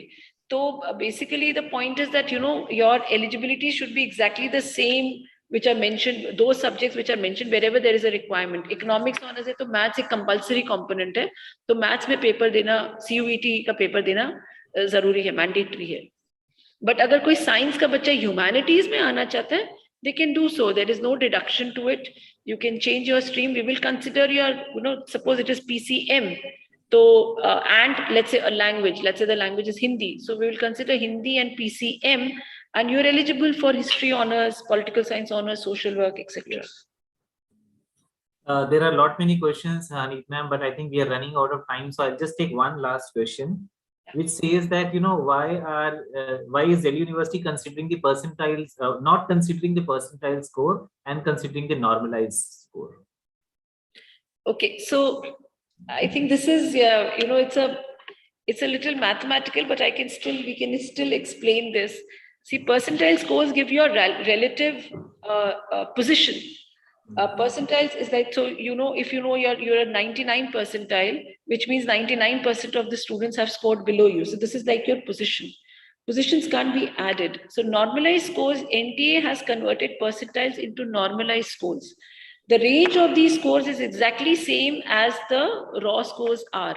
All our eligibilities are on these simple mathematical operations like addition, division. So we have to use the normalized scores to ascertain their marks. So that is why, and UGC also, took out a guideline. In fact,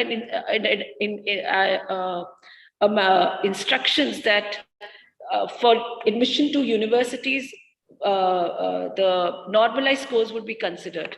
So there is a principle behind this because of which we are considering normalized scores for admissions. Okay, thank you. Thank you so much, Professor Gandhi and Professor Pundi. So with this, we come to end of this webinar, and I would like to thank the Honorable Vice Chancellor for sparing his valuable time and joining us in this webinar. I would also like to thank Professor Gandhi and Dr. Pundi for giving such elaborate presentation and explaining all the aspects of filling up a form, giving the preferences and the do's and don'ts which they are supposed to do. Thank you so much. Thanks a lot. Dr. Anand, conclusion, if you could only again, repeat the seminars which we are going to have, webinars which you're going to have in the next phase. Just a quick recap of all the webinars. If you could share the schedule. Yeah. And I'll just tell you. So, yeah. Please, at the end, we would again like to request the candidates to refer to only our website for all authentic information. Talk to us, write to us if you wish to, and listen to all these webinars. You can pause, rewind, and understand how the process will go. So tomorrow we'll be meeting at the same time, and we'll talk about the undergraduate curriculum framework, which has been based upon the new education policy. Day after, we will talk about the extracurricular activities and sports quota.